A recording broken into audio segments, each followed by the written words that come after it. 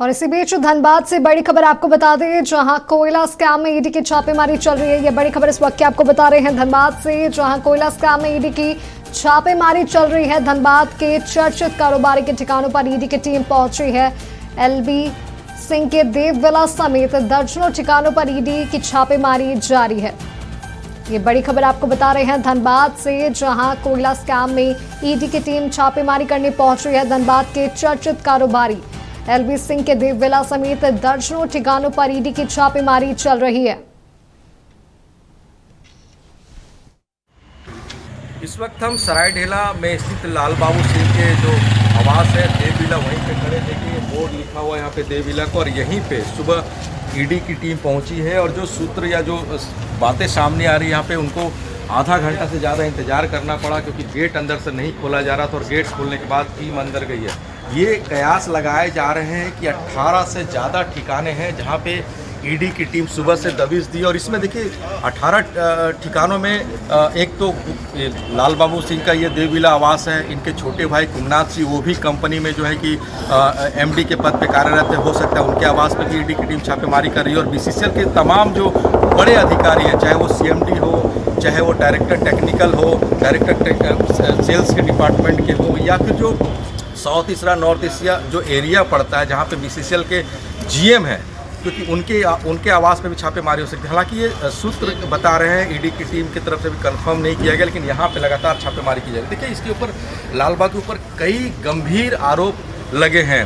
कुछ समय पहले ये आरोप लगे थे कि ये जब जो कोयला सप्लाई होता है उसमें ये आरओएम के जगह पे बढ़िया कोयला कह सकते हैं या कोकिंग कोल की सप्लाई करते हैं, उसमें करोड़ों रुपए का घोटाले करने का आरोप है। साथ ही साथ जो ट्रांसपोर्ट होते हैं उसमें घोटाला करने का आरोप है। और इसके साथ एक पूर्व बीसीसीएल के डायरेक्टर टेक्निकल रहे हैं डीसी झा, उनसे भी साठगांठ के आरोप लगे हैं। उन पर सीबीआई जांच चल रही है, कई ऐसे गंभीर टिप्पर खरीदने के मामले और ऐसे कई संगीन आरोप लगे हैं। तो कह सकते हैं कि बहुत बड़ा मामला है। और अगर ईडी की टीम यहाँ पे कार्रवाई कर रही है, छापेमारी के तो मामला गंभीर हो सकता है, मनी लॉन्ड्रिंग से भी जुड़ा मामला हो सकता है। हालांकि कुछ समय पहले रिटायर किए हैं जो बीसीसीएल के सीएमडी थे समीरन दत्ता, उनके साथ भी साठगांठ का आरोप है। और ये खबर भी सामने आई थी कि साठगांठ करके निजी लाभ के लिए 1500 करोड़ रुपए का फायदा देवविला यानी लाल बाबू की कंपनी जो यहाँ पे चल रहा है, आउटसोर्सिंग की कंपनियाँ, उनको फ़ायदा पहुँचाने काम किया है। लेकिन फिलहाल ईडी की टीम पहुँची हुई है, छापेमारी की जा रही है।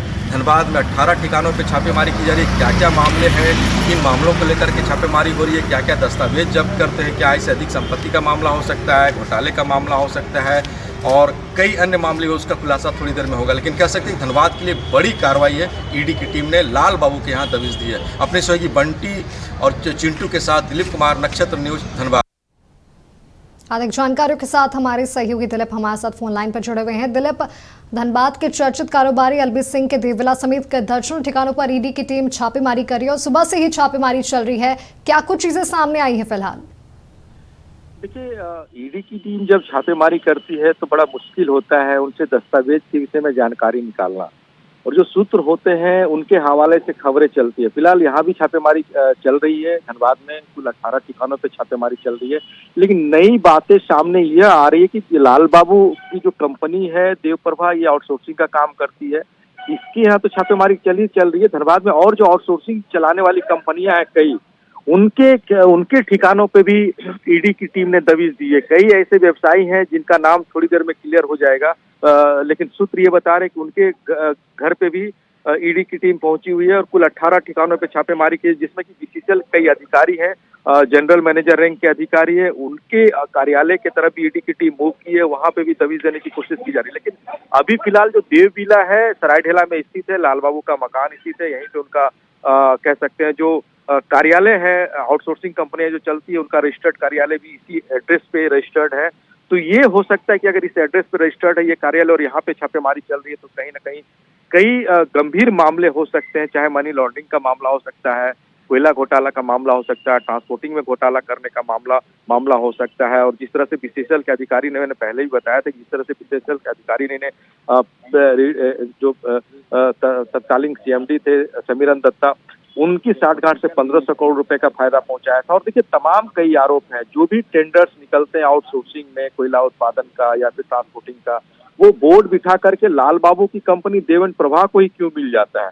ये तमाम बातें हैं, जबकि बिडिंग के अनुसार कंपनियों को काम अलाउट होता है, जिसकी बिडिंग अच्छी होती है उनको ट्रांसपोर्टिंग का काम मिलता है, उनको कोयले के उत्पादन का काम मिलता है। लेकिन हर मामले में, चाहे ट्रांसपोर्टिंग का मामला हो, रैक लोडिंग का मामला हो या कोयले उत्पादन का मामला हो, बिना बिडिंग किए, बिना टेंडर डाले बोर्ड की मीटिंग में ये कैसे निष्कर्ष निकाला जाता है, ये काम लाल बाबू की कंपनी देव प्रभा को मिलना ही चाहिए। देखिए, तमाम बातें हैं, सबकी जानकारी ईडी की टीम जुटाई होगी, उसके बाद दबिश दी है।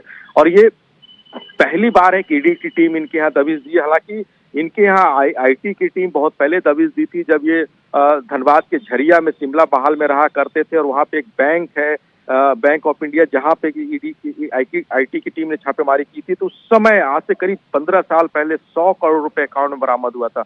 तो वो भी हो सकता है, उस मामले को भी यहाँ पे जोड़ा जाएगा कि आप अगर 15 साल पहले आपके अकाउंट से 100 करोड़ रुपए बरामद होते हैं, तो जाहिर सी बात है ये जो आंकड़ा बढ़ रहा है, क्या ये मनी लॉन्ड्रिंग का भी मामला हो सकता है। फिलहाल ईडी की टीम कार्रवाई कर रही है और देखने वाली बात होगी कि आगे क्या क्या मामले खुलासे होते हैं। जी दिलीप, आपने बताया जो ऐसे एलबी सिंह के कई ठिकानों पर छापेमारी चल रही है, कई और आपने एक अपडेट दिया कि कई और लोगों के ठिकानों पर भी छापेमारी चल रही है, इसके पीछे क्या वजह है?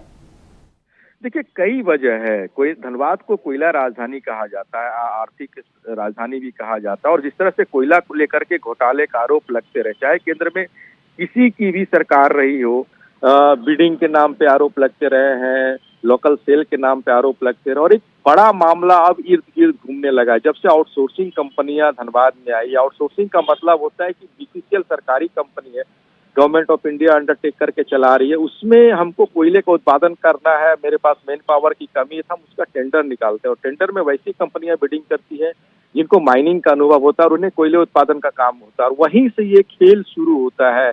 कैसे ये लोग कोयले की आर्थिक चोरी करते हैं, आर्थिक अपराध को अंजाम देते हैं। ट्रांसपोर्टिंग अगर 1.5 किलोमीटर करना है तो कागज पे दिखा देते हैं कि 3 किलोमीटर ट्रांसपोर्टिंग करना है, और बीसीसीएल के बड़े अधिकारी से मिल करके 1.5 किलोमीटर का जो बजट होता है ट्रांसपोर्टिंग का, उसको 3 किलोमीटर में कन्वर्ट कर देते थे। ये सीधा 1.5 किलोमीटर का जो घोटाला है वो बीसीसीएल के अधिकारी और ऐसे आउटसोर्सिंग कंपनी चलाने वाले अधिकारी अपने साठ घाट से उसको घोटाला करते हैं। और दूसरी बात, आउटसोर्सिंग कंपनियों को ये अधिकार दिया गया कि आप कोयले का उत्पादन करें, कोयले का ट्रांसपोर्टिंग जो है बीसीसीएल करेगी, लेकिन जो ट्रांसपोर्टिंग का खेल चलता है वो भी आउटसोर्सिंग कंपनियों को टाइप करके बीसीसीएल दे रही है। ये कैसे संभव हो जा रहा?